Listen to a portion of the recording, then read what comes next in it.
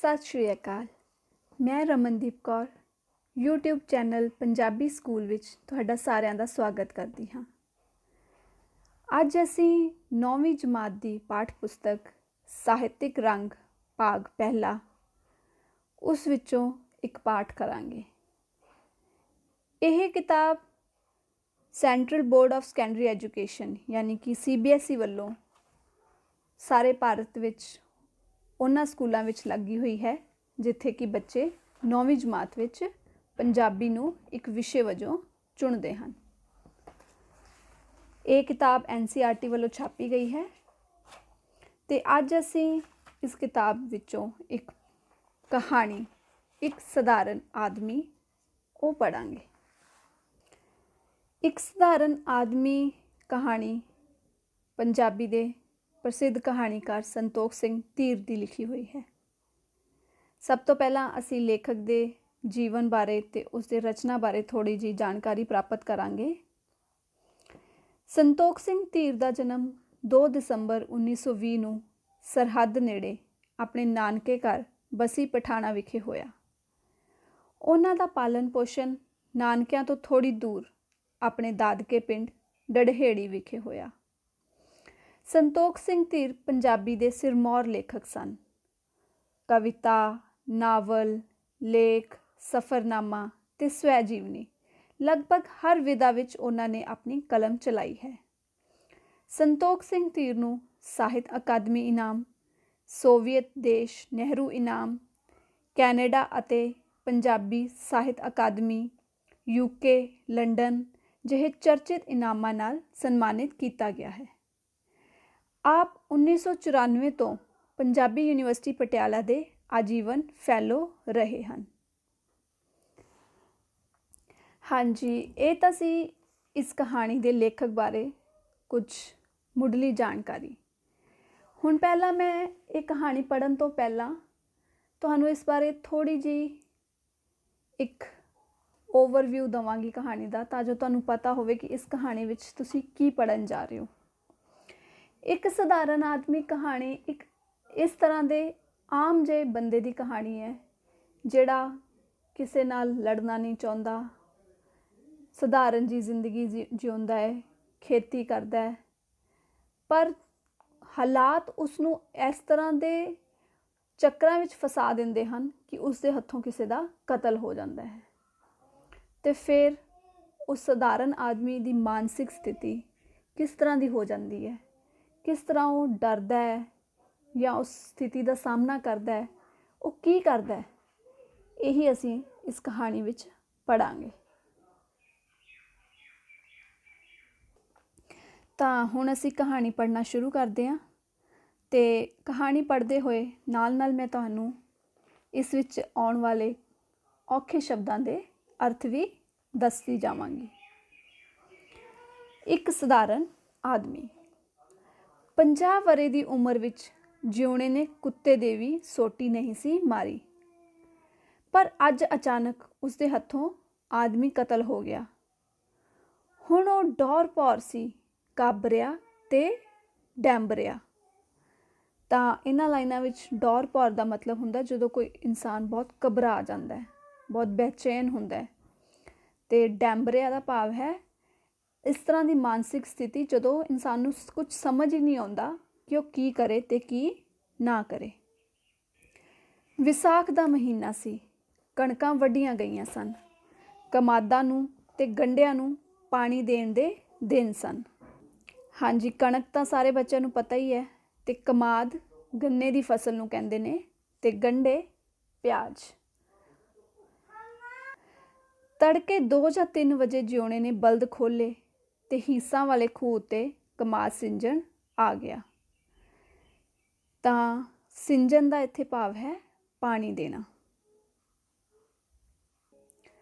अज उन्हां दी वारी सी, नाल उसका छोटा भाई बचन सिंह भी आया सी नक्के छड्डण वास्ते। नक्के छड्डने हुंदे है पानी का रुख मोड़ना, किसी एक पासे जो पानी जा रहा है उसनू किसी होर पासे अगर भेजना है तो तुहानू नक्का मोड़ना पैंदा है। मिट्टी विच जो तुसी पानी का राह बनाया हुंदा है उसका राह उस मिट्टी नाल बदलना हुंदा है। ਖੂਹ ਨਿਆਈ ਵਿੱਚ ਸੀ, ਪਿੰਡ ਦੀ ਫਿਰਨੀ ਨਾਲ ਹੀ। ਖੂਹ ਤੋਂ ਥੋੜ੍ਹੀ ਦੂਰ ਹੀ ਕੋਈ 100 ਕੁ ਗਜ ਦੇ ਫਰਕ ਨਾਲ ਅਕਾਲੀਆਂ ਦਾ ਘਰ ਸੀ ਤੇ ਸੱਦਾ ਸਿੰਘ ਅਕਾਲੀ, ਜੋ ਖੂਹ ਦਾ ਹਿੱਸੇਦਾਰ ਸੀ ਤੇ ਮੰਨਿਆ ਹੋਇਆ ਅੜਬ ਵੀ, ਆਪਣੇ ਘਰ ਦੇ ਵਿਹੜੇ ਵਿੱਚ ਡੰਗਰਾਂ ਲਾਗੇ ਪਿਆ ਸੀ।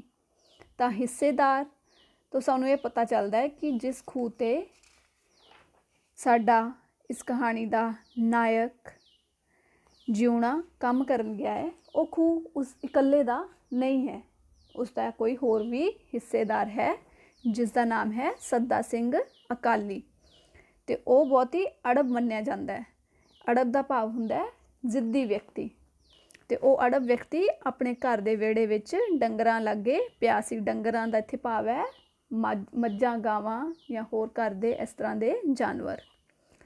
ਉਸ ਦਾ ਕਹਿਣਾ ਇਹ ਸੀ ਕਿ ਅੱਜ ਉਹਨਾਂ ਦੀ ਵਾਰੀ ਹੈ, ਜਿਉਣੇ ਹੋਰੀ ਖੂਹ ਨਾ ਜੋੜਨ। ਜੇ ਉਹ ਫਿਰ ਵੀ ਜੋੜਨਗੇ ਤਾਂ ਉਹ ਆ ਕੇ ਰੋਕੇਗਾ। ਤਾਂ ਇੱਥੇ ਹੁਣ ਸੱਦਾ ਸਿੰਘ ਜਿਉਣੇ ਹੋਣਾ ਨਾਲ ਵਾਰੀ ਦੀ ਲੜਾਈ ਕਰ ਰਿਹਾ ਹੈ। ਜਿਉਣਾ ਖੂਹ ਜੋੜਨ ਲੱਗਾ, ਬਚਨ ਸਿੰਘ ਕਹੀ ਨਾਲ ਖਾਲ ਸਵਾਰਨ ਲੱਗ ਪਿਆ। ਖਾਲ ਹੁੰਦਾ ਹੈ ਖੇਤ ਵਿੱਚ ਜੋ ਪਾਣੀ ਵਾਸਤੇ ਰਾਹ ਬਣਾਇਆ ਹੁੰਦਾ, ਪਾਣੀ ਵਾਸਤੇ ਇੱਕ ਨਾਲੀ ਬਣਾਈ ਹੁੰਦੀ ਹੈ ਮਿੱਟੀ ਦੀ, ਉਸਨੂੰ ਕਹਿੰਦੇ ਨੇ ਖਾਲ। ਜਿਉਣਾ ਖੂਹ ਜੋੜਨ ਲੱਗਾ ਤੇ ਬਚਨ ਸਿੰਘ ਕਈ ਨਾਲ ਖਾਲ ਸਵਾਰਨ ਲੱਗ ਪਿਆ। ਤੇ ਜੋੜਨ ਦਾ ਭਾਵ ਹੈ ਖੂਹ ਚਲਾਉਣਾ ਸ਼ੁਰੂ ਕਰਨਾ। ਥੋੜ੍ਹਾ ਥੋੜ੍ਹਾ ਦੋਹਾਂ ਨੂੰ ਹੀ ਸੱਦਾ ਸਿੰਘ ਦਾ ਸ਼ੱਕ ਸੀ ਕਿ ਉਹ ਰੋਕਣ ਆਵੇਗਾ, ਪਰ ਉਹ ਦੋਵੇਂ ਚੁੱਪ ਸਨ। ਟਿਕੀ ਸੁੰਨੀ ਰਾਤ ਸੀ। ਸੱਦਾ ਸਿੰਘ ਦਾ ਕੰਨ ਵੀ ਸਮਝੋ ਖੂਹ ਵੱਲ ਲੱਗਾ ਹੋਇਆ ਸੀ। ਹੀਸਾਂ ਵਾਲੇ ਖੂਹ ਉੱਤੇ ਜਦ ਖੂਹ ਜੁੜਨ ਦੀ ਵਿੜਕ ਹੋਈ ਤਾਂ ਸੱਦਾ ਸਿੰਘ ਜਾਗ ਪਿਆ ਤੇ ਮੰਜੇ ਉੱਤੋਂ ਉੱਠ ਕੇ ਉਹ ਖੂਹ ਵੱਲ ਨੂੰ ਤੁਰ ਪਿਆ, ਕਿਉਂਕਿ ਉਹ ਰਾਤ ਨੂੰ ਹੀ ਖੂਹ ਚਲਾਉਣ ਆਏ ਸਨ। ਤੇ ਪਰ ਸੱਦਾ ਸਿੰਘ ਵੀ ਪੂਰਾ ਧਿਆਨ ਦੇ ਰਿਹਾ ਸੀ। ਤੇ ਜਦੋਂ ਉਸਨੂੰ ਖੂਹ ਜੁੜਨ ਦੀ ਵਿੜਕ ਹੁੰਦਾ ਹੈ ਆਵਾਜ਼ ਆਉਣਾ। ਤੇ ਖੂਹ ਦਾ ਮਤਲਬ ਜੇ ਕਿਸੇ ਬੱਚੇ ਨੂੰ ਨਾ ਪਤਾ ਹੋਵੇ, ਜੋ ਕਿ ਪੰਜਾਬ ਤੋਂ ਨਹੀਂ ਹੈ, ਤਾਂ ਕੂਏ ਨੂੰ ਖੂਹ ਕਹਿੰਦੇ ਹਨ। ਤਾਂ ਸੱਦਾ ਸਿੰਘ ਖੂਹ ਵੱਲ ਤੁਰ ਪਿਆ। ਉਸਦਾ ਪਿੰਡਾ ਨੰਗਾ ਸੀ, ਮਤਲਬ ਉਸਨੇ ਆਪਣੇ ਸਰੀਰ ਦੇ ਉੱਪਰ ਵਾਲੇ ਹਿੱਸੇ 'ਤੇ ਕੋਈ ਕੱਪੜਾ ਨਹੀਂ ਪਾਇਆ ਹੋਇਆ ਸੀ। ਸਿਰ 'ਤੇ ਪੈਰ ਵੀ ਨੰਗੇ ਸਨ। ਨਾ ਉਸਨੇ ਸਿਰ 'ਤੇ ਕੋਈ ਚੀਜ਼ ਬੰਨੀ ਹੋਈ ਸੀ ਅਤੇ ਨਾ ਹੀ ਪੈਰਾਂ ਵਿੱਚ ਕੋਈ ਚੱਪਲ ਵਗੈਰਾ ਪਾਈ ਹੋਈ ਸੀ। ਸਿਰਫ ਚਿੱਟੀ ਕੱਛ ਹੀ ਉਸਨੇ ਤੇੜ ਪਹਿਨੀ ਹੋਈ ਸੀ। ਉਸਨੇ ਸਿਰਫ ਇੱਕ ਚਿੱਟੇ ਰੰਗ ਦਾ ਕਛਹਿਰਾ, ਜਾਂ ਜਿਹਨੂੰ ਤੁਸੀਂ ਸ਼ਾਰਟਸ ਵੀ ਕਹਿ ਸਕਦੇ ਹੋ, ਪਰ ਜਿਹੜਾ ਘਰ ਬਣਾਇਆ ਹੁੰਦਾ ਹੈ ਚਿੱਟੇ ਰੰਗ ਦਾ ਕੱਪੜੇ ਦਾ ਕਛਹਿਰਾ, ਉਹੀ ਪਾਇਆ ਹੋਇਆ ਸੀ। ਚੰਨ ਚਾਨਣੀ ਰਾਤ ਸੀ। ਪੂਰਨਮਾਸ਼ੀ ਲੰਘਿਆ ਅਜੇ 3-4 ਦਿਨ ਹੋਏ ਸਨ। ਜਿਉਣੇ ਹੋਰਾਂ ਨੇ ਦੇਖਿਆ ਕਿ ਸੱਦਾ ਸਿੰਘ ਆ ਰਿਹਾ ਹੈ। ਸ਼ੱਕ ਤਾਂ ਸੀ ਹੀ ਉਹਨਾਂ ਨੂੰ। ਉਹ ਸਾਵਧਾਨ ਜੇ ਹੋ ਗਏ ਤੇ ਨਾਲੇ ਕੁਝ ਕੰਬਣ ਲੱਗੇ। ਉਹਨਾਂ ਨੂੰ ਪਹਿਲਾਂ ਹੀ ਪਤਾ ਸੀ ਕਿ ਅੱਜ ਉਹ ਛੇੜੇਗਾ, ਕਿ ਉਹਨਾਂ ਨੂੰ ਪਹਿਲਾਂ ਹੀ ਲੱਗ ਰਿਹਾ ਸੀ ਕਿ ਸੱਦਾ ਸਿੰਘ ਅੱਜ ਕੁਝ ਨਾ ਕੁਝ ਜ਼ਰੂਰ ਕਰੇਗਾ, ਛੇੜੇਗਾ, ਮਤਲਬ ਕੋਈ ਨਾ ਕੋਈ ਉਹਨਾਂ ਨਾਲ ਪੰਗਾ ਕਰੇਗਾ, ਕੋਈ ਨਾ ਕੋਈ ਉਹਨਾਂ ਨਾਲ ਸ਼ਰਾਰਤ ਕਰੇਗਾ। ਜਿਉਣੇ ਹੋਣੀ ਨਰਮ ਸਨ, ਸੱਦਾ ਸਿੰਘ ਅੱਖੜ ਦਾ ਸੀ ਅਰਥ ਪਹਿਲਾਂ ਹੀ ਤੁਹਾਨੂੰ ਮੈਂ ਦੱਸ ਚੁੱਕੀ ਹਾਂ, ਜ਼ਿੱਦੀ। ਸਰੀਰ ਦਾ ਵੀ ਸੱਦਾ ਸਿੰਘ ਨਰੋਆ ਅਤੇ ਤਕੜਾ ਸੀ। ਨਰੋਆ ਅਤੇ ਮਤਲਬ ਤਾਕਤਵਰ ਸੀ ਸਰੀਰ ਦਾ। ਲੰਮਾ ਕੱਦ, ਖੁੱਲ੍ਹਾ ਵਿੰਡ, ਪਹਿਲਵਾਨਾਂ ਵਰਗਾ ਜੁੱਸਾ। ਕੱਦ ਲੰਬਾ ਸੀ, ਵਿੰਡ ਖੁੱਲ੍ਹਾ ਸੀ, ਮਤਲਬ ਉਸਦੇ ਸਰੀਰ ਦਾ ਫੈਲਾਅ ਚੌੜਾ ਸੀ, ਮਤਲਬ ਉਹ ਸਰੀਰ ਦੇਖਣ 'ਚ ਉਸਦਾ ਚੌੜਾ ਸੀ ਅਤੇ ਉਹ ਪਹਿਲਵਾਨਾਂ ਵਰਗਾ ਲੱਗਦਾ ਸੀ। ਕਦੇ ਕਿਸੇ ਜ਼ਮਾਨੇ ਵਿੱਚ ਉਹ ਪਹਿਲਵਾਨ ਵੀ ਰਿਹਾ ਸੀ, ਭਾਵੇਂ ਹੁਣ ਉਹ ਬੁੱਢਾ ਸੀ, 60-62 ਵਰ੍ਹਿਆਂ ਦਾ। 60-62 ਦਾ ਮਤਲਬ 62 ਈਅਰਸ ਦਾ, ਪਰ ਛਾਤੀ ਹੁਣ ਵੀ ਚੌੜੀ ਤੇ ਡੌਲੇ ਮੱਛੀਆਂ ਵਾਲੇ ਸਨ। ਪੱਟਾਂ ਉੱਤੇ ਛੱਲੀਆਂ ਤੇ ਪਿੰਜਣੀਆਂ ਮਜ਼ਬੂਤ ਸਨ, ਮਤਲਬ ਉਸਦੇ ਸਰੀਰ ਦੇ ਪੱਟ ਉਹ ਵੀ ਮਜ਼ਬੂਤ ਸਨ। ਚਿਹਰਾ ਭਖਦਾ ਲਾਲ ਸੀ। ਵੱਡੇ ਵੱਡੇ ਹੱਥ ਤੇ ਪੈਰ। ਓਵਰਆਲ ਸਾਨੂੰ ਇੱਥੇ ਸੱਦਾ ਸਿੰਘ ਅਕਾਲੀ ਦੀ ਸਰੀਰਕ ਦਿੱਖ ਬਾਰੇ ਦੱਸਿਆ ਜਾਂਦਾ ਹੈ ਕਿ ਉਸਦੀ ਸਰੀਰਕ ਦਿੱਖ ਪਹਿਲਵਾਨਾਂ ਵਰਗੀ ਤਕੜੀ ਸੀ। ਦੇਖਣ ਵਿੱਚ ਸੱਦਾ ਸਿੰਘ ਸ਼ਰੀਫ ਨਜ਼ਰ ਆਉਂਦਾ ਸੀ, ਕੌੜ ਜਾਂ ਲੜਾਕਾ ਨਹੀਂ। ਰੇਬ ਕੱਛ ਪਾਉਂਦਾ ਤੇ ਸਿਰ ਉੱਤੇ ਛੋਟੀ ਜਿਹੀ ਪੀਲੀ ਪੱਗ ਬੰਨ੍ਹਦਾ ਹੁੰਦਾ, ਜਿਵੇਂ ਗ੍ਰੰਥੀ ਹੁੰਦਾ ਹੈ। ਗ੍ਰੰਥੀ ਉਹ ਹੁੰਦਾ ਹੈ ਜਿਹੜੇ ਗੁਰਦੁਆਰਿਆਂ ਵਿੱਚ ਪਾਠ ਕਰਦੇ ਨੇ ਬਾਬਾ ਜੀ, ਉਹਨਾਂ ਨੂੰ ਗ੍ਰੰਥੀ ਕਹਿੰਦੇ ਹਨ। ਗੁਟਕਾ ਵੀ ਉਹ ਪੜ੍ਹਦਾ ਰਹਿੰਦਾ, ਇਸ ਕਰਕੇ ਲੋਕ ਉਸਨੂੰ ਭਾਈ ਜੀ ਵੀ ਕਹਿੰਦੇ ਸਨ। ਪਿੰਡਾਂ ਵਿੱਚ ਜਿਹੜੇ ਪਾਠੀ ਹੁੰਦੇ ਨੇ, ਪਾਠ ਕਰਨ ਵਾਲੇ ਗੁਰਦੁਆਰੇ ਵਿੱਚ ਬਾਬਾ ਜੀ, ਉਹਨਾਂ ਨੂੰ ਭਾਈ ਜੀ ਵੀ ਕਹਿੰਦੇ ਨੇ, ਕਿਉਂਕਿ ਸੱਦਾ ਸਿੰਘ ਵੀ ਦੇਖਣ ਵਿੱਚ ਭਾਈਆਂ ਵਰਗੇ ਕੱਪੜੇ ਪਾਉਂਦਾ ਸੀ, ਪਾਠ ਵੀ ਕਰਦਾ ਸੀ, ਇਸ ਕਰਕੇ ਲੋਕ ਉਸਨੂੰ ਵੀ ਭਾਈ ਜੀ ਕਹਿ ਦਿੰਦੇ ਸਨ। ਪਰ ਜਾਣਨ ਵਾਲੇ ਕਹਿੰਦੇ ਸਨ ਕਿ ਉਸ ਵਿੱਚ ਬਹੁਤ ਗੁੱਸਾ ਸੀ ਤੇ ਨਿਰੀ ਅੱਗ ਦੀ ਨਾਲ ਸੀ। ਵੈਸੇ ਦੇਖਣ ਵਿੱਚ ਤਾਂ ਗੁੱਸੇ ਵਾਲਾ ਨਹੀਂ ਲੱਗਦਾ ਸੀ, ਪਰ ਜਿਹੜੇ ਲੋਕ ਉਹਨੂੰ ਜਾਣਦੇ ਸਨ, ਪਹਿਚਾਣਦੇ ਸਨ, ਉਹ ਕਹਿੰਦੇ ਸਨ ਕਿ ਸੱਦਾ ਸਿੰਘ ਵਿੱਚ ਬਹੁਤ ਜ਼ਿਆਦਾ ਗੁੱਸਾ ਹੈ। ਅੱਗ ਦੀ ਨਾਲ ਹੋਣਾ, ਬੰਦਾ ਬਹੁਤ ਤੇਜ਼ ਤੇ ਬਹੁਤ ਗੁੱਸੇ ਵਾਲਾ ਹੋਣਾ। ਹਮੀ ਵੀ ਸੀ ਉਹਦੇ ਵਿੱਚ। ਹਮੀ ਦਾ ਮਤਲਬ ਹੁੰਦਾ ਹੈ ਹੰਕਾਰ। ਉਸ ਨੂੰ ਆਪਣੀ ਤਾਕਤ ਦਾ ਤੇ ਦੇਹ ਦਾ ਬਹੁਤ ਮਾਣ ਸੀ। ਜਿੱਥੇ ਵੀ ਅੜ ਜਾਂਦਾ ਸੀ ਆਪਣੀ ਹਿੰਡ ਪੁਗਾਉਂਦਾ ਸੀ। ਹਿੰਡ ਦਾ ਮਤਲਬ ਹੈ ਆਪਣੀ ਜ਼ਿੱਦ ਪੁਗਾਉਣਾ, ਭਾਵੇਂ ਆਪਣੀ ਗਲਤੀ ਹੁੰਦੀ। ਹੁਣ ਤਾਂ ਫੇਰ ਵੀ ਘੱਟ ਸੀ, ਜਵਾਨੀ ਪਹਿਰੇ ਬਹੁਤ ਸੀ। ਜਦੋਂ ਚਾਹੇ ਜਿਸ ਦਾ ਮਰਜ਼ੀ ਖੂਹ ਛੁਡਵਾ ਦਿੰਦਾ ਸੀ, ਜੁੜੇ ਬਲਦ ਖੁਲਵਾ ਦਿੰਦਾ। ਕਿਸੇ ਦੀ ਤਾਕਤ ਨਹੀਂ ਸੀ ਕਿ ਉਸ ਦੇ ਸਾਹਮਣੇ ਹੁੱਤ ਕਰ ਜਾਵੇ। ਸਾਰੇ ਉਸ ਤੋਂ ਡਰਦੇ ਸਨ। ਕਿੰਨੀ ਵਾਰੀ ਜਿਉਣੇ ਦਾ ਹੀ ਉਸਨੇ ਖੂਹ ਛੁਡਵਾਇਆ ਸੀ। ਜੁੜੇ ਬਲਦ ਖੁਲਵਾਏ ਸਨ। ਜਿਉਣਾ ਡਰ ਕੇ ਚੁੱਪ ਕਰ ਜਾਂਦਾ, ਕੋਈ ਵੀ ਬੋਲਦਾ ਨਹੀਂ ਸੀ। ਸੱਦਾ ਸਿੰਘ ਦਾ ਇੱਕ ਤਰ੍ਹਾਂ ਨਾਲ ਛੱਪਾ ਬੈਠਾ ਹੋਇਆ ਸੀ। ਸੱਦਾ ਸਿੰਘ ਨੂੰ ਆਉਂਦਾ ਦੇਖ ਬਚਨ ਸਿੰਘ ਵੀ ਖਾਲ ਛੱਡ ਕੇ ਖੂਹ ਉੱਤੇ ਆ ਗਿਆ ਸੀ। ਹੁਣ ਕਿਉਂਕਿ ਉਸ ਤੋਂ ਸਾਰੇ ਡਰਦੇ ਸਨ, ਕਈਆਂ ਨਾਲ ਉਹ ਇਸ ਤਰ੍ਹਾਂ ਕਰ ਚੁੱਕਾ ਸੀ ਤੇ ਕੋਈ ਵੀ ਉਹਦੇ ਖਿਲਾਫ ਨਹੀਂ ਸੀ ਬੋਲਦਾ। ਸੱਦਾ ਸਿੰਘ ਦਾ ਇੱਕ ਤਰ੍ਹਾਂ ਨਾਲ ਛੱਪਾ ਬੈਠਿਆ ਹੋਇਆ ਸੀ, ਮਤਲਬ ਉਸਦੀ ਦਹਿਸ਼ਤ ਬੈਠੀ ਹੋਈ ਸੀ। ਸੱਦਾ ਸਿੰਘ ਨੂੰ ਆਉਂਦਾ ਦੇਖ ਬਚਨ ਸਿੰਘ ਵੀ ਖਾਲ ਛੱਡ ਕੇ ਖੂਹ 'ਤੇ ਆ ਗਿਆ ਸੀ। ਜਦੋਂ ਹੁਣ ਬਚਨ ਸਿੰਘ, ਜੋ ਕਿ ਜਿਉਣੇ ਦਾ ਭਰਾ ਹੈ, ਉਹਨੇ ਵੇਖਿਆ ਕਿ ਸੱਦਾ ਸਿੰਘ ਖੂਹ ਵੱਲ ਆ ਰਿਹਾ ਹੈ, ਤਾਂ ਉਹ ਖਾਲ ਨੂੰ ਛੱਡ ਕੇ, ਖਾਲ ਸਾਫ਼ ਕਰ ਰਿਹਾ ਸੀ ਨਾ, ਤਾਂ ਉਹ ਖੂਹ ਉੱਤੇ ਆ ਗਿਆ। ਕਹੀ ਉਸਦੇ ਕੋਲ ਸੀ। ਦੋਵੇਂ ਵੀ ਉਹ ਸੱਦਾ ਸਿੰਘ ਦੇ ਸਾਹਮਣੇ ਸਮਝੋ ਹੇਚ ਸਨ। ਹੇਚ ਮਤਲਬ ਤੁੱਛ ਸਨ, ਮਤਲਬ ਉਸਦੇ ਸਾਹਮਣੇ ਕੁਛ ਨਹੀਂ ਸਨ, ਕਿਉਂਕਿ ਉਹ ਇਕੱਲਾ ਹੀ ਉਹਨਾਂ ਦੋਨਾਂ ਤੋਂ ਤਗੜਾ ਸੀ ਤੇ ਤਾਕਤਵਰ ਸੀ। ਸੱਦਾ ਸਿੰਘ ਤੁਰਦਾ ਤੁਰਦਾ ਖੂਹ ਦੇ ਨੇੜੇ ਆ ਗਿਆ ਤੇ ਆਉਂਦਾ ਹੀ ਉਹ ਆਖਣ ਲੱਗਾ, ਖੂਹ ਨਾ ਚਲਾਇਓ ਬਈ। ਉਸਦਾ ਬੋਲ ਡਾਂਟਵਾਂ ਤੇ ਤੜੀ ਨਾਲ ਭਰਿਆ ਹੋਇਆ ਸੀ। ਉਸਨੇ ਡਾਂਟ ਕੇ ਤੇ ਤੜੀ ਮਤਲਬ ਰੋਬ ਨਾਲ ਕਿਹਾ ਕਿ ਖੂਹ ਨਾ ਚਲਾਇਓ। ਕਿਉਂ ਨਾ ਚਲਾਈਏ ਖੂਹ? ਜਿਉਣੇ ਹੋਰੀ ਆਖਣ ਲੱਗੇ। ਡਰ ਅਤੇ ਘਬਰਾਹਟ ਨਾਲ ਉਹ ਧੱਕ ਧੱਕ ਕਰ ਰਹੇ ਸਨ। ਬਸ ਮੈਂ ਤੁਹਾਨੂੰ ਕਹਿਤਾ, ਖੂਹ ਨਾ ਚਲਾਇਓ ਅੱਜ ਸਾਡੀ ਵਾਰੀ ਹੈ। ਤੁਹਾਡੀ ਵਾਰੀ ਕਿੱਥੇ ਹੈ? ਅੱਜ ਸਾਡੀ ਵਾਰੀ ਹੈ। ਬਸ ਮੈਂ ਤੁਹਾਨੂੰ ਕਹਿਤਾ, ਖੂਹ ਨਾ ਚਲਾਇਓ। ਆ ਗਿਆ ਇਹ ਨਾਡੂ ਖਾਂ, ਜਿਉਣੇ ਹੋਰ ਬੁੜਬੁੜਾਏ। ਤਾਂ ਇਹਨਾਂ ਲਾਈਨਾਂ ਵਿੱਚ ਸਾਨੂੰ ਪਤਾ ਲੱਗ ਰਿਹਾ ਕਿ ਇੱਕ ਪਾਸੇ ਜਿਉਣਾ ਤੇ ਬਚਨ ਤੇ ਦੂਜੇ ਪਾਸੇ ਸੱਦਾ ਸਿੰਘ ਇੱਕ ਦੂਜੇ ਨਾਲ ਵਾਰੀ ਵਾਸਤੇ ਬਹਿਸ ਰਹੇ ਹਨ। ਬਲਦ ਜੁੜੇ ਖੜੇ ਸਨ। ਤਦੇ ਬਲਦ ਹੱਕਣ ਲਈ ਜਿਉਣੇ ਨੇ ਟਿਚਕਾਰੀ ਮਾਰੀ। ਜਦੋਂ ਬਲਦਾਂ ਨੂੰ ਹੱਕਣ ਲਈ, ਬਲਦਾਂ ਨੂੰ ਤੋਰਨ ਲਈ ਆਵਾਜ਼ ਕਰਦੇ ਨੇ ਨਾ, ਇਸ ਤਰ੍ਹਾਂ ਦੀ ਉਹਨੂੰ ਹੈ ਟਿਚਕਾਰੀ ਮਾਰੀ। ਸੱਦਾ ਸਿੰਘ ਉਸੇ ਸਮੇਂ ਬਲਦਾਂ ਅੱਗੇ ਆ ਗਿਆ ਤੇ ਛਾਤੀ ਤਾਣ ਕੇ ਖਲੋ ਗਿਆ। ਚਲਾਓ, ਕਿਵੇਂ ਚਲਾਉਂਦੇ ਹੋ? ਉਸਨੇ ਰਾਹ ਰੋਕ ਲਿਆ। ਸੱਦਾ ਸਿੰਘ ਆਰਾਮ ਨਾਲ ਟਾਕਾਂ ਉੱਤੇ ਹੱਥ ਰੱਖੀ ਬਲਦਾਂ ਅੱਗੇ ਖੜਾ ਸੀ। ਟਾਕ ਹੁੰਦਾ ਹੈ ਕਮਰ। ਆਪਣੀ ਕਮਰ ਉੱਤੇ ਹੱਥ ਰੱਖ ਕੇ ਸੱਦਾ ਸਿੰਘ ਬਲਦਾਂ ਅੱਗੇ ਖੜਾ ਹੋ ਗਿਆ। ਉਸਦਾ ਪੇਟ ਵਧਿਆ ਹੈ ਤੇ ਗੋਡੇ ਤਣੇ ਹੋਏ ਹਨ ਤੇ ਜੋ ਰੇਬ ਕੱਛ ਦੀਆਂ ਮੂਹਰੀਆਂ ਥੱਲੇ ਉਸਨੂੰ ਚੱਕੀ ਖੜੇ ਸਨ। ਸਿਰ ਥੋੜਾ ਗੰਜਾ ਸੀ ਜੋ ਚੰਨ ਚਾਨਣੀ ਰਾਤ ਵਿੱਚ ਚਮਕਾਂ ਮਾਰ ਰਿਹਾ ਸੀ। ਪੈਰਾਂ ਥੱਲੇ ਛਾਂ ਸੀ, ਪਰ ਇਹ ਛਾਂ ਸੱਦਾ ਸਿੰਘ ਨੂੰ ਨਜ਼ਰ ਨਹੀਂ ਆ ਰਹੀ ਸੀ, ਕਿਉਂਕਿ ਛਾਤੀ ਤਣੀ ਤੇ ਧੌਣ ਉਭਰੀ ਹੋਈ ਸੀ। ਕਾਲੀ ਚਿੱਟੀ ਰਾਤ ਵਿੱਚ ਉਹ ਇਉਂ ਨਜ਼ਰ ਆ ਰਿਹਾ ਸੀ ਜਿਵੇਂ ਦੈਂਤ ਖਲੋਤਾ ਹੋਵੇ। ਜਿਉਣੇ ਹੋਰੀ ਆਖਣ ਲੱਗੇ, ਭਾਈ ਜੀ ਤੂੰ ਚਲਿਆ ਜਾ, ਖੂਹ ਨਾ ਸਾਡਾ ਡੱਕ ਤੂੰ, ਅਸੀਂ ਲੜਾਈ ਨਹੀਂ ਕਰਨਾ ਚਾਹੁੰਦੇ। ਡਰ ਤੇ ਕਮਜ਼ੋਰੀ ਨਾਲ ਉਹ ਉੱਚੀ ਬੋਲ ਰਹੇ ਸਨ। ਅੰਦਰੋਂ ਡਰੇ ਹੋਏ ਸਨ ਤੇ ਸੱਦਾ ਸਿੰਘ ਤੋਂ ਕਮਜ਼ੋਰ ਵੀ ਸਨ, ਇਸ ਕਰਕੇ ਉਹ ਉੱਚੀ ਆਵਾਜ਼ ਨਾਲ ਆਪਣੇ ਡਰ ਤੇ ਕਮਜ਼ੋਰੀ ਨੂੰ ਲੁਕਾਉਣ ਦੀ ਕੋਸ਼ਿਸ਼ ਕਰ ਰਹੇ ਸਨ। ਬੋਲਦ ਖੋਲੋ ਬੋਲਦ ਆਪਣੇ, ਮੈਂ ਨਹੀਂ ਜਾਣਦਾ ਬਹੁਤੀਆਂ ਗੱਲਾਂ। ਇਹ ਕੌਣ ਕਹਿ ਰਿਹਾ? ਸੱਦਾ ਸਿੰਘ ਜਿਉਣੇ ਹੋਰਾਂ ਨੂੰ ਕਹਿ ਰਿਹਾ। ਕਿਹੜਾ ਖੁਲਾਊ ਬੋਲਦ ਸਾਡੇ? ਮੈਂ ਖੁਲਾਉਣਾ, ਮੈਂ, ਜਿਹਨੇ ਅੱਗੇ ਖਲਾਏ ਨੇ। ਸੱਦਾ ਸਿੰਘ ਸੋਟੀ ਤੱਕ ਵੀ ਲੈ ਕੇ ਨਹੀਂ ਆਇਆ ਸੀ, ਨਾ ਹੀ ਉਸਨੂੰ ਲੋੜ ਸੀ। ਜਿਉਣੇ ਹੋਰਾਂ ਦੋਹਾਂ ਨੂੰ ਉਹ ਸਮਝਦਾ ਹੀ ਕੀ ਸੀ? ਖਾਧੀ ਪੀਤੀ ਰੋਟੀ। ਜੇ ਉਹ ਚਾਹੁੰਦਾ ਦੋਹਾਂ ਨੂੰ ਹੀ ਸਿਰ ਪਿੜਾ ਕੇ ਮਾਰ ਦਿੰਦਾ, ਮਤਲਬ ਉਹਨਾਂ ਦੋਹਾਂ ਦਾ ਆਪਸ ਵਿੱਚ ਸਿਰ ਟਕਰਾ ਕੇ ਉਹਨਾਂ ਨੂੰ ਮਾਰ ਦਿੰਦਾ, ਕਿਉਂਕਿ ਉਹ ਬਿਲਕੁਲ ਵੀ ਤਾਕਤਵਰ ਨਹੀਂ ਸਨ ਸੱਦਾ ਸਿੰਘ ਦੇ ਸਾਹਮਣੇ। ਅੱਗੇ ਉਹਨੇ ਕਿੰਨੀ ਵਾਰ ਉਹ ਦਬਕਾਏ ਹੋਏ ਸਨ।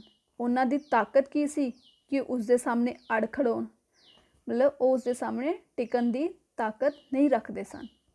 ਉਸ ਨੂੰ ਆਪਣੀ ਤਾਕਤ ਉੱਤੇ ਪੂਰਾ ਭਰੋਸਾ ਸੀ। ਜਿਉਣੇ ਹੋਰੀ ਸੱਦਾ ਸਿੰਘ ਦੇ ਦੁਖੀ ਕੀਤੇ ਪਏ ਸਨ। ਰੋਜ਼ ਤੰਗ ਕਰਦਾ ਤੇ ਤੁਰਦਾ ਕੰਮ ਖਿਲਾਰ ਦਿੰਦਾ। ਰੱਬ ਹੀ ਬਣਿਆ ਹੋਇਆ ਸੀ। ਸੱਦਾ ਸਿੰਘ ਨੇ ਹੈਂਕੜ ਨਾਲ ਬੋਲ ਹੀ ਮੂੰਹੋਂ ਕੱਢਿਆ ਸੀ ਕਿ ਲੱਖ ਸਾਊਆਂ ਦਾ ਸਾਊ ਜਿਉਣਾ ਅੱਗ ਬਬੂਲਾ ਹੋ ਗਿਆ। ਤਾਂ ਲੱਖ ਸਾਊਆਂ ਦਾ ਸਾਊ ਮਤਲਬ ਜਿਹੜਾ ਇੰਨਾ ਸਾਊ ਬੰਦਾ ਸ਼ਰੀਫ ਸੀ ਜਿਉਣਾ, ਉਹ ਜਦੋਂ ਸੱਦਾ ਸਿੰਘ ਦੇ ਗੁੱਸੇ ਵਾਲੀਆਂ ਗੱਲਾਂ ਉਹਨੇ ਸੁਣੀਆਂ ਤੇ ਉਸਨੂੰ ਵੀ ਗੁੱਸਾ ਆ ਗਿਆ ਤੇ ਡਰ ਦੀ ਅੰਨੀ ਸ਼ਕਤੀ ਨਾਲ ਕਾਲਾ ਕਹਿਰ ਬਣ ਗਿਆ। ਉਸਨੇ ਕਹੀ ਚੁੱਕੀ ਤੇ ਬਿਜਲੀ ਵਰਗੀ ਤਾਕਤ ਨਾਲ ਸੱਦਾ ਸਿੰਘ ਦੇ ਸਿਰ ਵਿੱਚ ਮਾਰੀ। ਤਾਂ ਜਿਉਣਾ ਜਿਹੜਾ ਕਦੀ ਕਿਸੇ ਨਾਲ ਲੜਿਆ ਨਹੀਂ ਸੀ, ਉਸਨੂੰ ਇੰਨਾ ਗੁੱਸਾ ਆ ਗਿਆ ਕਿ ਉਸਨੇ ਕਹੀ ਚੱਕ ਕੇ ਸੱਦਾ ਸਿੰਘ ਅਕਾਲੀ ਦੇ ਸਿਰ ਉੱਤੇ ਮਾਰ ਦਿੱਤੀ। ਖੂਹ ਛੁਡਾਊ ਸਾਡਾ ਏ, ਬੋਲਦ ਖੋਲੋ ਬੋਲਦ। ਉਹ ਦੰਦ ਕਰੀਚ ਰਿਹਾ ਸੀ ਤੇ ਲੱਖਾਂ ਕਰੋੜਾਂ ਸੱਪਾਂ ਜਿੰਨੀ ਜ਼ਹਿਰ ਨਾਲ ਭਰ ਗਿਆ ਸੀ। ਹੁਣ ਉਹ ਇੱਕ ਚੰਡਾਲ ਸੀ। ਹੁਣ ਗੁੱਸੇ ਵਿੱਚ ਜਿਉਣੇ ਵਿੱਚ ਇੰਨਾ ਗੁੱਸਾ ਆ ਗਿਆ ਸੀ ਕਿ ਉਹ ਇੱਕ ਚੰਡਾਲ ਮਤਲਬ ਗੁੱਸੇ ਵਿੱਚ ਖਫਾ ਹੋਏ ਇਨਸਾਨ ਬਣ ਗਿਆ ਸੀ। ਉਸਦੀਆਂ ਅੱਖਾਂ ਲਟ ਲਟਾ ਕੇ ਕਾਲੀਆਂ ਅੱਗ ਬਣ ਗਈਆਂ ਸਨ। ਕਹੀ ਵੱਜਣ ਸਾਰ ਹੀ ਸੱਦਾ ਸਿੰਘ ਕਮੇਟਨੀ ਖਾ ਕੇ ਧਰਤੀ ਉੱਤੇ ਡਿੱਗ ਗਿਆ। ਕਮੇਟਨੀ ਭਾਵ ਚੱਕਰ ਖਾ ਕੇ। ਪਾਣੀ ਵੀ ਉਸ ਮੰਗਿਆ ਨਹੀਂ। ਉਸਦਾ ਸਿਰ ਖਰਬੂਜੇ ਵਾਂਗੂ ਫਾਂਕ ਹੋ ਗਿਆ। ਜਿਵੇਂ ਖਰਬੂਜਾ ਟੁੱਟ ਜਾਂਦਾ ਤੇ ਖੁੱਲ੍ਹ ਜਾਂਦਾ, ਫਟ ਜਾਂਦਾ, ਉਸ ਤਰ੍ਹਾਂ ਸੱਦਾ ਸਿੰਘ ਦਾ ਸਿਰ ਬਿਲਕੁਲ ਫਟ ਗਿਆ, ਫਾਂਕ ਹੋ ਗਿਆ, ਮਤਲਬ ਟੁਕੜੇ ਟੁਕੜੇ ਹੋ ਗਿਆ। ਕਹੀ ਏਕਣ ਵੱਜੀ ਸੀ, ਜਿਵੇਂ ਕਿ ਉਸਦੇ ਸਿਰ ਵਿੱਚ ਨਹੀਂ, ਮਿੱਟੀ ਦੇ ਭਾਂਡੇ ਵਿੱਚ ਵੱਜੀ ਹੋਵੇ। ਏਕਣ ਦਾ ਮਤਲਬ ਇਸ ਤਰ੍ਹਾਂ, ਤਾਂ ਐਵੇਂ ਲੱਗਦਾ ਸੀ ਸਿਰ 'ਚ ਨਹੀਂ, ਕਿਸੇ ਮਿੱਟੀ ਦੇ ਭਾਂਡੇ 'ਚ ਕਈ ਮਾਰੀ ਹੋਵੇ ਤੇ ਉਹ ਮਿੱਟੀ ਦਾ ਭਾਂਡਾ ਟੁਕੜੇ ਟੁਕੜੇ ਹੋ ਗਿਆ ਹੋਵੇ। ਚਿੱਕੜ ਵਾਂਗੂ ਉਸਦਾ ਚਿਹਰਾ ਲੱਥ-ਪੱਥ ਹੋ ਗਿਆ ਸੀ। ਲਹੂ ਦੀਆਂ ਤਤੀਰੀਆਂ ਉਸਦੀ ਚਿੱਟੀ ਕੱਛ ਤੱਕ ਪਹੁੰਚ ਗਈਆਂ। ਇੱਕ ਪਲ ਲਈ ਜਿਉਣੇ ਨੂੰ ਅੰਤਾਂ ਦੀ ਤਸੱਲੀ ਹੋਈ। ਉਸਦਾ ਮਨ ਖੁਸ਼ ਸੀ, ਪਰ ਅਗਲੇ ਪਲ ਹੀ ਇਹ ਤਸੱਲੀ ਛਾਈ ਮਾਈ ਹੋਣ ਲੱਗੀ। ਛਾਈ ਮਾਈ ਮਤਲਬ ਗਾਇਬ ਹੋਣ ਲੱਗੀ। ਉਸਨੂੰ ਆਸ ਹੀ ਨਹੀਂ ਸੀ ਕਿ ਉਸ ਤੋਂ ਇਹ ਹੋ ਜਾਵੇਗਾ। ਉਸਨੇ ਕਹੀ ਸੱਦਾ ਸਿੰਘ ਨੂੰ ਮਾਰਨ ਲਈ ਨਹੀਂ ਮਾਰੀ ਸੀ, ਸਹਿਜ ਸੁਭਾਅ ਹੀ ਮਾਰੀ ਸੀ। ਜਿਉਣਾ ਤਾਂ ਇੰਨਾ ਸ਼ਰੀਫ ਸੀ ਕਿ ਉਹਨੇ ਅੱਜ ਤੱਕ ਕਿਸੇ ਜਾਨਵਰ ਨੂੰ, ਕਿਸੇ ਕੁੱਤੇ ਤੱਕ ਨੂੰ ਨਹੀਂ ਮਾਰਿਆ ਸੀ। ਉਸਨੂੰ ਨਹੀਂ ਪਤਾ ਲੱਗਾ ਕਿ ਕਦੋਂ ਉਸਨੂੰ ਇੰਨਾ ਗੁੱਸਾ ਆ ਗਿਆ ਕਿ ਉਸਨੇ ਇੱਕ ਇਨਸਾਨ ਦਾ ਕਤਲ ਕਰ ਦਿੱਤਾ। ਧੌਲ ਵਾਂਗ ਜਾਂ ਤੱਫੇ ਵਾਂਗ, ਪਰ ਉਹ ਏਕਣ ਵੱਜੀ ਕਿ ਸੱਦਾ ਸਿੰਘ ਮਰ ਗਿਆ ਤੇ ਧਰਤੀ ਉੱਤੇ ਡਿੱਗ ਪਿਆ। ਹੁਣ ਉਹ ਮਰਿਆ ਪਿਆ ਸੀ, ਉਸਦੇ ਹੱਥੋਂ ਕਤਲ ਹੋਇਆ। ਜਿਉਣਾ ਇੱਕ ਸਿੱਧਾ ਸਾਦਾ ਅਤੇ ਸਧਾਰਨ ਜੱਟ ਸੀ।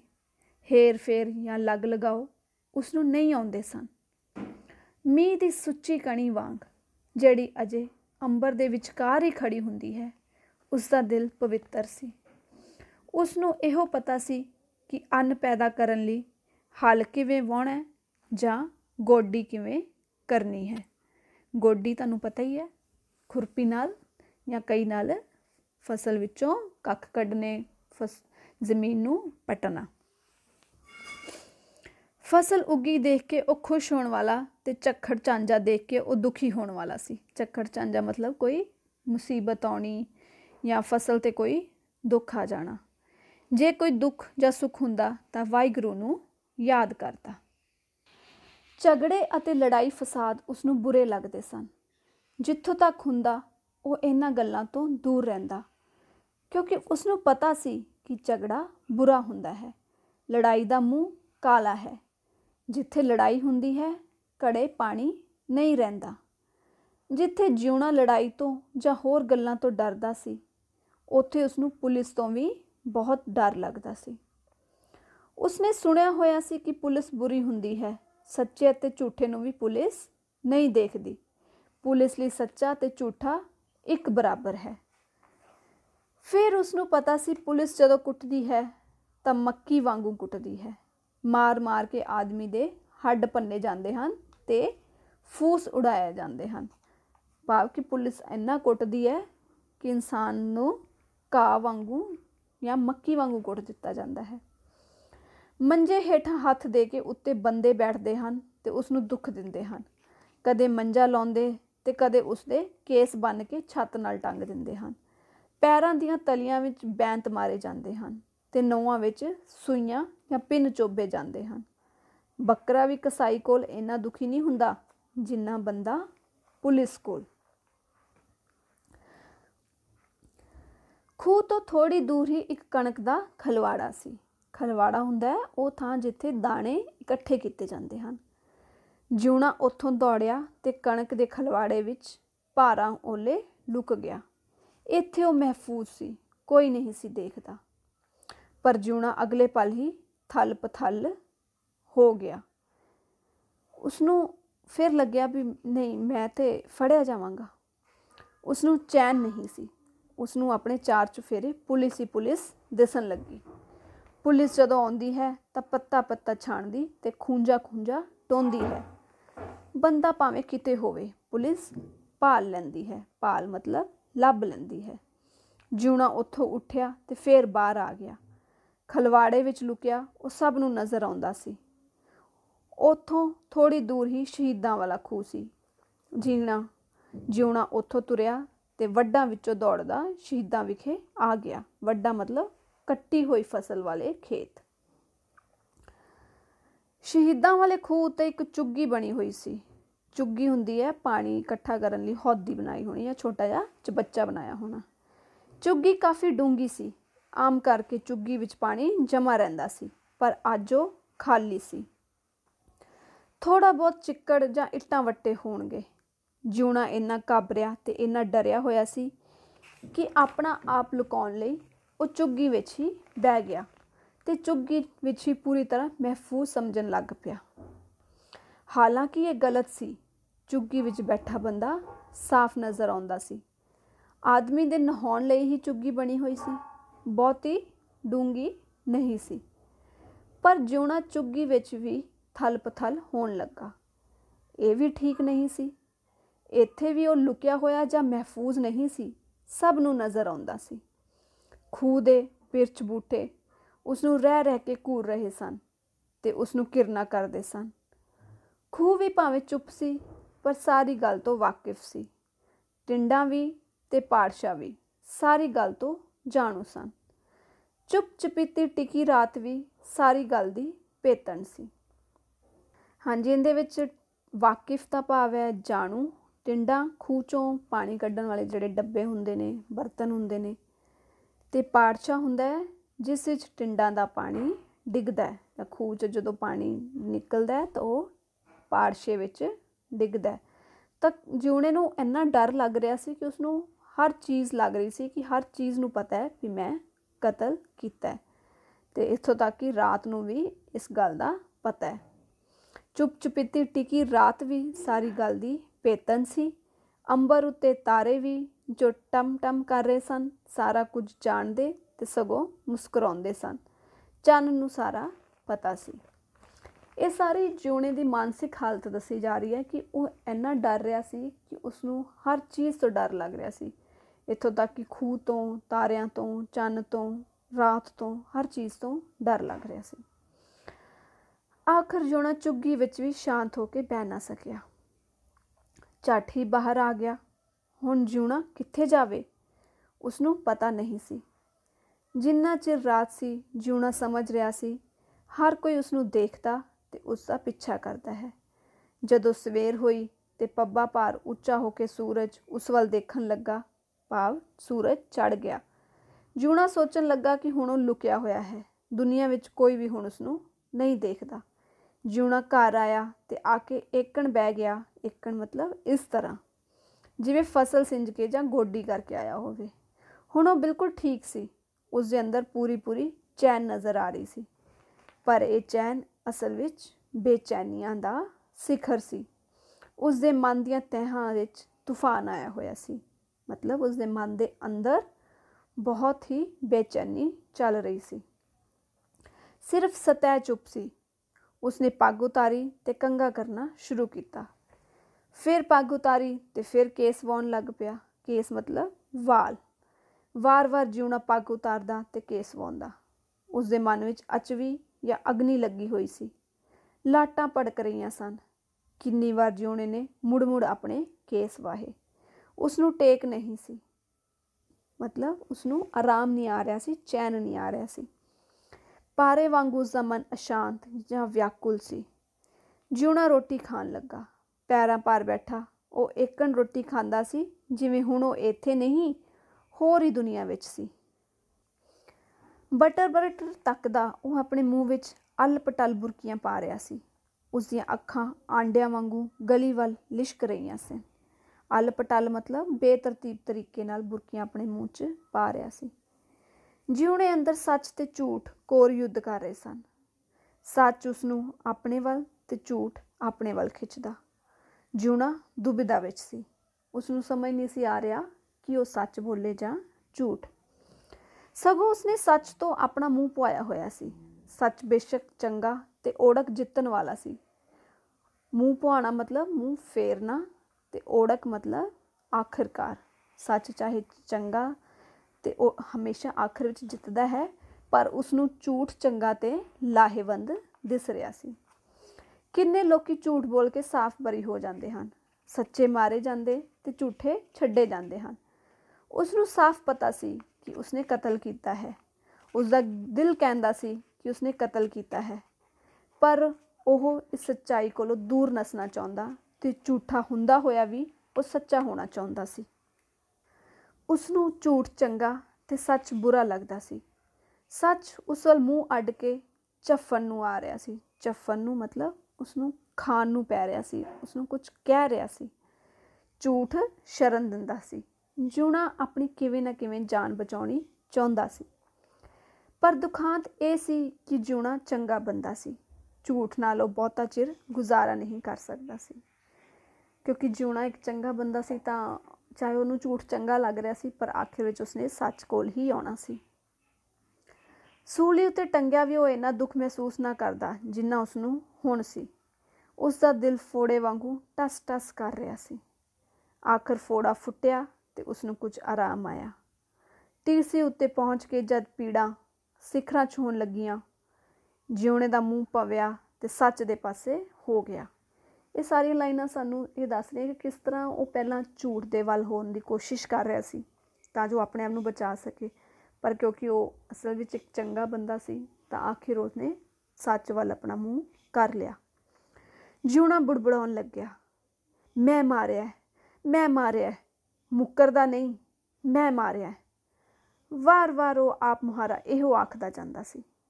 ਉਸਦੇ ਦਿਲ ਨੂੰ ਹਲਕੀ ਠੰਡ ਮਹਿਸੂਸ ਹੋ ਰਹੀ ਸੀ। ਆਖਿਰ ਪੁਲਿਸ ਆਈ ਤੇ ਉਸਨੂੰ ਫੜ ਕੇ ਲੈ ਗਈ। ਹੱਥਕੜੀਆਂ ਵਿੱਚ ਬੱਝਾ ਜਦ ਪੁਲਿਸ ਅੱਗੇ ਤੁਰਦਾ ਜਿਉਣਾ ਥਾਣੇ ਵੱਲ ਜਾ ਰਿਹਾ ਸੀ, ਤਦ ਵੀ ਇਹ ਕਹਿ ਰਿਹਾ ਸੀ, ਮੈਂ ਮਾਰਿਆ, ਮੁੱਕਰਦਾ ਨਹੀਂ, ਮੈਂ ਮਾਰਿਆ। ਉਸਦੀਆਂ ਅੱਖਾਂ ਹੌਲੀ ਚਮਕਦਾਰ ਹੋ ਰਹੀਆਂ ਸਨ। ਤਾਂ ਬੱਚਿਓ, ਇਹ ਤੁਸੀਂ ਕਹਾਣੀ ਸੁਣੀ ਇੱਕ ਸਧਾਰਨ ਆਦਮੀ ਕਿ ਕਿਸ ਤਰ੍ਹਾਂ ਇੱਕ ਜਿਉਣੇ ਨਾਮ ਦਾ ਸਧਾਰਨ ਆਦਮੀ ਸੀ ਜਿਹੜਾ 50 ਸਾਲ ਦਾ ਸੀ, ਪਰ ਅੱਜ ਤੱਕ ਉਹਨੇ ਇੱਕ ਕੁੱਤੇ ਤੱਕ ਨੂੰ ਸੋਟੀ ਨਹੀਂ ਸੀ ਮਾਰੀ। ਤੇ ਫਿਰ ਉਹਦੇ ਹੱਥੋਂ ਅਚਾਨਕ ਕਤਲ ਹੋ ਜਾਂਦਾ ਹੈ ਇੱਕ ਆਦਮੀ ਦਾ, ਜਿਹੜਾ ਕਿ ਸੱਦਾ ਸਿੰਘ ਅਕਾਲੀ ਉਹਨਾਂ ਦੇ ਖੂਹ ਦਾ ਹਿੱਸੇਦਾਰ ਹੈ ਤੇ ਉਹਨਾਂ ਨੂੰ ਖੂਹ ਜੋੜਨ ਤੋਂ ਰੋਕਦਾ ਹੈ। ਤਾਂ ਉਸ ਖੂਹ ਜੋੜਨ ਤੋਂ ਰੋਕਣ ਦੇ ਵਿੱਚ ਜੋ ਉਹਨਾਂ ਵਿੱਚ ਆਪਸੀ ਬਹਿਸ ਹੁੰਦੀ ਹੈ, ਉਸ ਬਹਿਸ ਵਿੱਚ ਗੁੱਸੇ ਕਰਕੇ ਜਿਉਣੇ ਤੋਂ ਸੱਦਾ ਸਿੰਘ ਦਾ ਕਤਲ ਹੋ ਜਾਂਦਾ ਹੈ। ਤੇ ਉਸ ਤੋਂ ਬਾਅਦ ਜਿਉਣਾ ਪਹਿਲਾਂ ਤਾਂ ਆਪਣੇ ਆਪ ਨੂੰ ਬਚਾਉਣ ਲਈ ਲੁਕਣ ਦੀ ਕੋਸ਼ਿਸ਼ ਕਰਦਾ ਹੈ ਤੇ ਉਹ ਸੋਚਦਾ ਹੈ ਕਿ ਮੈਂ ਝੂਠ ਬੋਲ ਕੇ ਬਚ ਜਾਵਾਂਗਾ, ਪਰ ਆਖਿਰ ਵਿੱਚ ਉਸਦਾ ਸੱਚ ਉਸਦੇ ਝੂਠ ਉੱਤੇ ਭਾਰੀ ਪੈ ਜਾਂਦਾ ਹੈ ਤੇ ਉਹ ਮੰਨ ਲੈਂਦਾ ਹੈ ਕਿ ਉਸਨੇ ਹੀ ਸੱਦਾ ਸਿੰਘ ਨੂੰ ਮਾਰਿਆ ਹੈ। ਤਾਂ ਇਹ ਕਹਾਣੀ ਇੱਕ ਆਮ ਜੇ ਇੱਕ ਸਧਾਰਨ ਜੇ ਬੰਦੇ ਦੀ ਮਾਨਸਿਕ ਕਸ਼ਮਕਸ਼ ਨੂੰ ਦੱਸਦੀ ਹੈ ਕਿ ਕਿਸ ਤਰ੍ਹਾਂ ਜਿਹੜਾ ਬੰਦਾ ਸੱਚਾ ਹੈ ਤੇ ਆਮ ਹੈ, ਉਹ ਆਪਣੇ ਫਾਇਦੇ ਲਈ ਵੀ ਝੂਠ ਨਹੀਂ ਬੋਲ ਸਕਦਾ। ਜੇ ਉਹ ਕਦੀ ਝੂਠ ਬੋਲਦਾ ਵੀ ਹੈ ਤਾਂ ਉਨੀ ਦੇਰ ਦੁਖੀ ਹੀ ਰਹਿੰਦਾ ਹੈ। ਅੰਤ ਵਿੱਚ ਜਦੋਂ ਜਿਉਣਾ ਸੱਚ ਬੋਲ ਦਿੰਦਾ ਹੈ ਤਾਂ ਉਸਦੀ ਅੱਖਾਂ ਵਿੱਚ ਚਮਕ ਆਉਣੀ ਸ਼ੁਰੂ ਹੋ ਜਾਂਦੀ ਹੈ, ਮਤਲਬ ਉਸਨੂੰ ਅੰਦਰੋਂ ਸ਼ਾਂਤੀ ਮਿਲਣੀ ਸ਼ੁਰੂ ਹੋ ਜਾਂਦੀ ਹੈ। ਤਾਂ ਇਸ ਤਰ੍ਹਾਂ ਦੇ ਇੱਕ ਆਦਮੀ ਦੀ ਮਾਨਸਿਕ ਹਾਲਾਤ ਨੂੰ, ਉਸਦੀ ਮਾਨਸਿਕਤਾ ਨੂੰ ਇਸ ਕਹਾਣੀ ਵਿੱਚ ਚਿਤਰਿਆ ਗਿਆ ਹੈ। ਹਾਂਜੀ ਬੱਚੋ, ਇਹ ਤਾਂ ਆਪਾਂ ਹੁਣ ਕਹਾਣੀ ਪੜ੍ਹੀ ਅਤੇ ਸਮਝੀ। ਹੁਣ ਤੁਸੀਂ ਇੱਕ ਵਾਰ ਆਪ ਇਸ ਕਹਾਣੀ ਨੂੰ ਪੜ੍ਹ ਸਕਦੇ ਹੋ ਤਾਂ ਜੋ ਤੁਹਾਨੂੰ ਇਹ ਕਹਾਣੀ ਚੰਗੀ ਤਰ੍ਹਾਂ ਸਮਝ ਆ ਜਾਵੇ। ਕਹਾਣੀ ਨੂੰ ਇੱਕ ਵਾਰੀ ਆਪ ਪੜ੍ਹਨ ਤੋਂ ਬਾਅਦ ਹੁਣ ਅਸੀਂ ਇਸ ਦਾ ਅਭਿਆਸ ਕਰਦੇ ਹਾਂ। ਅਭਿਆਸ ਵਿੱਚ ਪਹਿਲਾਂ ਛੋਟੇ ਪ੍ਰਸ਼ਨ ਨੇ, ਜਿਵੇਂ ਪਹਿਲਾ ਪ੍ਰਸ਼ਨ ਹੈ, ਜਿਉਣਾ ਪਹਿਲਾਂ ਕਿਹੋ ਜਿਹਾ ਆਦਮੀ ਸੀ। ਤਾਂ ਇਸ ਦਾ ਉੱਤਰ ਤੁਸੀਂ ਇਸ ਕਹਾਣੀ ਵਿੱਚੋਂ ਬਹੁਤ ਹੀ ਆਸਾਨੀ ਨਾਲ ਲੱਭ ਸਕਦੇ ਹੋ ਕਿ ਜਿਉਣਾ ਬਹੁਤ ਹੀ ਸ਼ਰੀਫ ਅਤੇ ਸਧਾਰਨ ਆਦਮੀ ਸੀ। ਅਗਲਾ ਪ੍ਰਸ਼ਨ ਹੈ, ਨਿਆਈ ਵਾਲੇ ਖੂਹ ਦੇ ਹਿੱਸੇਦਾਰ ਕੌਣ ਕੌਣ ਸਨ। ਤਾਂ ਇਸ ਦਾ ਉੱਤਰ ਵੀ ਇਸ ਪਾਠ ਵਿੱਚ ਤੁਹਾਨੂੰ ਪਤਾ ਲੱਗ ਹੀ ਚੁੱਕਿਆ ਹੈ ਕਿ ਨਿਆਈ ਵਾਲੇ ਖੂਹ ਦੇ ਹਿੱਸੇਦਾਰ ਜਿਉਣਾ ਅਤੇ ਸੱਦਾ ਸਿੰਘ ਅਕਾਲੀ ਸਨ। ਅਗਲਾ ਪ੍ਰਸ਼ਨ ਹੈ, ਜਿਉਣੇ ਦੇ ਭਰਾ ਦਾ ਕੀ ਨਾਂ ਸੀ। ਜਿਉਣੇ ਦੇ ਭਰਾ ਦਾ ਨਾਂ ਬਚਨ ਸਿੰਘ ਸੀ। ਅਗਲਾ ਪ੍ਰਸ਼ਨ, ਸੱਦਾ ਸਿੰਘ ਦੀ ਮੌਤ ਕਿਸ ਖੇਤੀ ਦੇ ਸੰਦ ਨਾਲ ਹੋਈ। ਤਾਂ ਤੁਹਾਨੂੰ ਪਤਾ ਹੀ ਹੈ ਕਿ ਸੱਦਾ ਸਿੰਘ ਦੀ ਮੌਤ ਕਿਹਦੇ ਨਾਲ ਹੋਈ ਸੀ। ਹਾਂਜੀ ਕਹੀ ਨਾਲ। ਖੇਤੀ ਦੇ ਸੰਦ, ਸੱਦਾ ਸਿੰਘ ਦੀ ਮੌਤ ਖੇਤੀ ਦੇ ਸੰਦ ਕਹੀ ਨਾਲ ਹੋਈ। ਲਾਸਟ ਪ੍ਰਸ਼ਨ ਹੈ, ਜਿਉਣੇ ਨੂੰ ਪੁਲਿਸ ਕਿਉਂ ਫੜ ਕੇ ਲੈ ਗਈ ਸੀ। ਤਾਂ ਇਸ ਦਾ ਉੱਤਰ ਹੈ, ਜਿਉਣੇ ਨੂੰ ਪੁਲਿਸ ਇਸ ਕਰਕੇ ਫੜ ਕੇ ਲੈ ਗਈ ਸੀ ਕਿਉਂਕਿ ਉਸਦੇ ਹੱਥੋਂ ਸੱਦਾ ਸਿੰਘ ਅਕਾਲੀ ਦਾ ਕਤਲ ਹੋ ਗਿਆ ਸੀ। ਇਸ ਤੋਂ ਬਾਅਦ ਕੁਝ ਹੋਰ ਪ੍ਰਸ਼ਨ ਨੇ ਜਿਹੜੇ ਕਿ ਤੁਸੀਂ ਆਪ ਕਰਨੇ ਨੇ। ਕਦਰਾਂ ਕੀਮਤਾਂ 'ਤੇ ਆਧਾਰਿਤ ਪ੍ਰਸ਼ਨ ਨੇ, ਜਿਵੇਂ ਕਿ ਪਲ ਭਰ ਦਾ ਗੁੱਸਾ ਜ਼ਿੰਦਗੀ ਨੂੰ ਬਰਬਾਦ ਕਰ ਸਕਦਾ ਹੈ, ਇਸ ਤੋਂ ਬਚਣ ਲਈ ਕੀ ਕੁਝ ਕੀਤਾ ਜਾ ਸਕਦਾ ਹੈ। ਆਪਣੇ ਵਿਚਾਰ ਦਿਓ ਕਿ ਤੁਹਾਨੂੰ ਕਦੀ ਗੁੱਸਾ ਆਇਆ ਹੈ, ਉਸ ਗੁੱਸੇ ਕਾਰਨ ਤੁਹਾਡਾ ਜਾਂ ਕਿਸੇ ਹੋਰ ਦਾ ਕੋਈ ਨੁਕਸਾਨ ਵੀ ਹੋਇਆ ਹੈ। ਅਜਿਹੀ ਹਾਲਾਤ ਨੂੰ ਆਪਣੇ ਸ਼ਬਦਾਂ ਵਿੱਚ ਲਿਖੋ।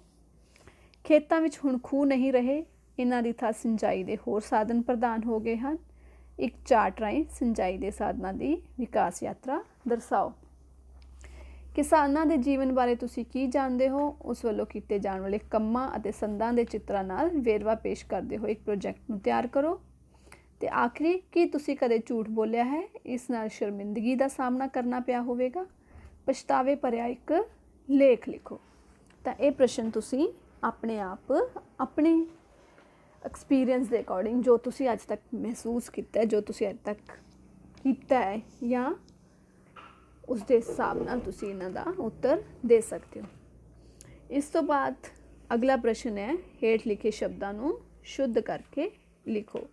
ਇਸ ਵਿੱਚ 10 ਪ੍ਰਸ਼ਨ ਨੇ, 10 ਸ਼ਬਦ ਦਿੱਤੇ ਗਏ ਨੇ ਜਿਨ੍ਹਾਂ ਦੇ ਕਿ ਸ਼ਬਦ ਜੋੜ ਯਾਨੀ ਕਿ ਸਪੈਲਿੰਗ ਗਲਤ ਦਿੱਤੇ ਹੋਏ ਨੇ। ਤੁਸੀਂ ਇਸ ਪਾਠ ਵਿੱਚੋਂ ਇਹ ਸ਼ਬਦਾਂ ਨੂੰ ਲੱਭ ਕੇ ਉਹਨਾਂ ਦੇ ਸਹੀ ਸ਼ਬਦ ਜੋੜ ਲਿਖਣੇ ਹਨ। ਉਸ ਤੋਂ ਅਗਲਾ ਸ਼ਬਦ ਹੈ, ਹੇਠ ਲਿਖਿਆਂ ਵਿੱਚੋਂ ਵਿਸ਼ੇਸ਼ਣ ਚੁਣੋ। ਤਾਂ ਤੁਹਾਨੂੰ 5 ਵਾਕ ਦਿੱਤੇ ਗਏ ਨੇ ਤੇ ਤੁਸੀਂ ਉਹਨਾਂ 5 ਵਾਕਾਂ ਵਿੱਚੋਂ ਵਿਸ਼ੇਸ਼ਣ ਚੁਣ ਕੇ ਦੱਸਣੇ ਨੇ ਕਿ ਕਿਹੜੇ ਨੇ। ਜਿਉਣਾ ਇੱਕ ਸਧਾਰਨ ਵਿਅਕਤੀ ਸੀ, ਇਸ ਵਿੱਚ ਸਧਾਰਨ ਵਿਸ਼ੇਸ਼ਣ ਹੈ। ਸੱਦਾ ਸਿੰਘ ਅੱਖੜ ਸੁਭਾਅ ਦਾ ਮਾਲਕ ਸੀ, ਇਹਦੇ ਵਿੱਚ ਅੱਖੜ ਵਿਸ਼ੇਸ਼ਣ ਹੈ। ਉਸ ਦੀਆਂ ਅੱਖਾਂ ਲਟ ਲਟਾ ਕੇ ਕਾਲੀ ਅੱਗ ਬਣ ਗਈਆਂ ਸਨ, ਤਾਂ ਕਾਲੀ ਸ਼ਬਦ ਵਿਸ਼ੇਸ਼ਣ ਹੈ। ਕਤਲ ਕਰਨ ਮਗਰੋਂ ਜਿਉਣਾ ਬਹੁਤ ਜ਼ਿਆਦਾ ਚਿੰਤਾ ਕਰਨ ਲੱਗ ਪਿਆ, ਤਾਂ ਬਹੁਤ ਜ਼ਿਆਦਾ ਵਿਸ਼ੇਸ਼ਣ ਹੈ। ਉਹ ਥੋੜ੍ਹੀ ਦੂਰ ਹੀ ਉੱਥੋਂ ਥੋੜ੍ਹੀ ਦੂਰ ਹੀ ਸ਼ਹੀਦਾਂ ਵਾਲਾ ਖੂਹ ਸੀ, ਤਾਂ ਸ਼ਹੀਦਾਂ ਵਾਲਾ ਜਿਹੜਾ ਸ਼ਬਦ ਹੈ ਉਹ ਕੀ ਹੈ, ਵਿਸ਼ੇਸ਼ਣ ਹੈ, ਕਿਉਂਕਿ ਖੂਹ ਦੀ ਵਿਸ਼ੇਸ਼ਤਾ ਕੀ ਹੈ, ਸ਼ਹੀਦਾਂ ਵਾਲਾ। ਹਾਂਜੀ, ਅਗਲਾ ਪ੍ਰਸ਼ਨ ਹੈ, ਹੇਠ ਲਿਖੇ ਵਾਕਾਂ ਵਿੱਚ ਵਰਤੇ ਗਏ ਪੜ੍ਹਨਾਵਾਂ ਦੀ ਕਿਸਮ ਦੱਸੋ। ਤਾਂ ਇੱਥੇ ਵੀ 5 ਵਾਕ ਤੁਹਾਨੂੰ ਦਿੱਤੇ ਗਏ ਹਨ पहला वाक है किसे ज़माने विच ओ पहलवान रहा सी। तो इस वाक विच किसे अनिश्चित पड़नाव है या अनिश्चयवाचक पड़नाव है, तो ओ पुरखवाचक पड़नाव है। अगला वाक है मैं देखूँगा कि मेरे बल्द कौन खुलाऊगा। तो इस विच मैं ते मेरे शब्द पुरखवाचक पड़नाव है, तो कौन शब्द प्रश्नवाचक पड़नाव है। अगला वाक है कई लगन सार ही वो कमेटनी खा के जमीन उत्ते डिग पिया। तो इस विच ओ शब्द पुरखवाचक पड़नाव है। अगला वाक है सद्दा सिंह ने कहा बस तुहानू कहता अज खूह ना चलायो। तो इस विच तुहानू शब्द पुरखवाचक पड़नाव है। अगला वाक ते आखिरी वाक है आखिर फोड़ा फुटिया ते उसनू कुछ आराम आया। इनदे विच उस शब्द पुरखवाचक पड़नाव है, तो कुछ शब्द अनिश्चित वाचक पड़नाव है।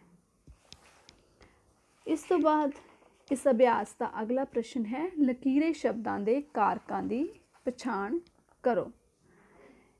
हाँ जी, सानू वाक दिते गए हैं तो उन्हां विच सानू दसना है कि किहड़ा कारक वो है। जिउणा खूह चलाउंदा है, इस विच जिउणा शब्द नूं लकीरिया गया है तो जिउणा की है करता कारक। अगले विच जिउणे ने सद्दा सिंह नूं कही नाल मारिया। जिउणा करता कारक, सद्दा सिंह कर्म कारक ते कही करन कारक। अगे है जिउणा पुलिस तो बचन लई लुक गया। इस विच जिउणा करता कारक, पुलिस अपादान कारक ते बचन संप्रदान कारक। अगे है सद्दा सिंह ने कहा अज मेरी वारी है। सद्दा सिंह करता कारक ते मेरी संबंध कारक।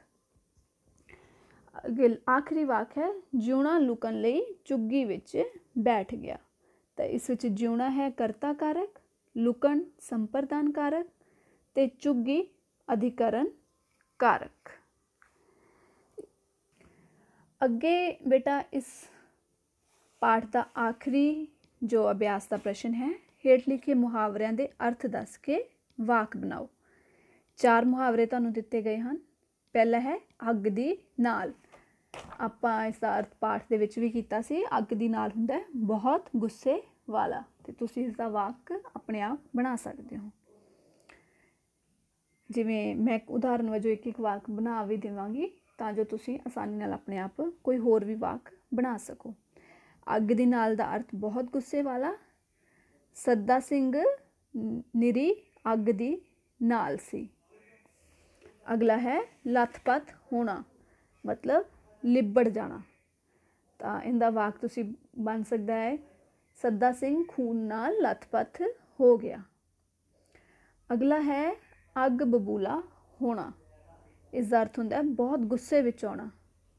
तां जिउणा अग बबूला हो गया। उस तो बाद आखिरी वाक है पत्ता पत्ता छानना, मतलब हर थां लभना। तो इसका तुसीं वाक बना सकते हो पुलिस चोर नूं लभण लई पत्ता पत्ता छान दिंदी है, या पुलिस गुनेगार नूं लभण लई पत्ता पत्ता छान दिंदी है। जरूरी नहीं कि तुसीं यही वाक बनाने ने, तुसीं अपने हिसाब नाल कोई भी होर वाक बना सकते हो। तो पाठ विचों भी लभ सकते हो या अपने आम जिंदगी विच अपने आस पास के आधार पर भी कोई वाक बना सकते हो। हाँ जी बच्चों, ये सी साडा पाठ एक सधारण आदमी कहानी संतोख सिंह धीर जी द्वारा लिखी हुई। मैनूं उम्मीद है कि तुहानूं ये पाठ समझ आ गया होवेगा। होर चंगी समझ लई तुसीं एक बारी अपनी किताब तो ये पाठ पढ़ के ते इस वीडियो नूं फिर एक बारी दोबारा देख सकते हो। हुण उदों तक ते लई सानूं दो इजाज़त, तां जो असीं अगला पाठ लैके फिर तो तुहाडे अगे हाजिर हो सकीए। ते मेरी अध्यापकां ते विद्यार्थियों नूं बेनती है कि इस चैनल नूं दी हौसला अफजाई करन लई इसनूं जरूर शेयर ते लाइक ते सबसक्राइब करो, तां जो असीं इस चैनल का फ़ायदा होर विद्यार्थियों तक पहुँचा सकीए। ਤਾਂ ਜੋ ਹੋਰ ज़्यादा ਤੋਂ ज़्यादा ਵਿਦਿਆਰਥੀ ਜਿਹੜੇ ਕਿ ਅਕਸਰ ਇਹ ਸੋਚਦੇ ਨੇ ਕਿ ਆਨਲਾਈਨ ਪੰਜਾਬੀ ਦਾ ਕੁਝ ਨਹੀਂ ਲੱਭਦਾ, ਉਹਨਾਂ ਨੂੰ ਵੀ ਲਾਭ ਹੋ ਸਕੇ। ਬਹੁਤ ਬਹੁਤ ਧੰਨਵਾਦ ਤੁਹਾਡਾ ਇਸ ਵੀਡੀਓ ਨੂੰ ਦੇਖਣ ਵਾਸਤੇ। ਸ਼ੁਕਰੀਆ।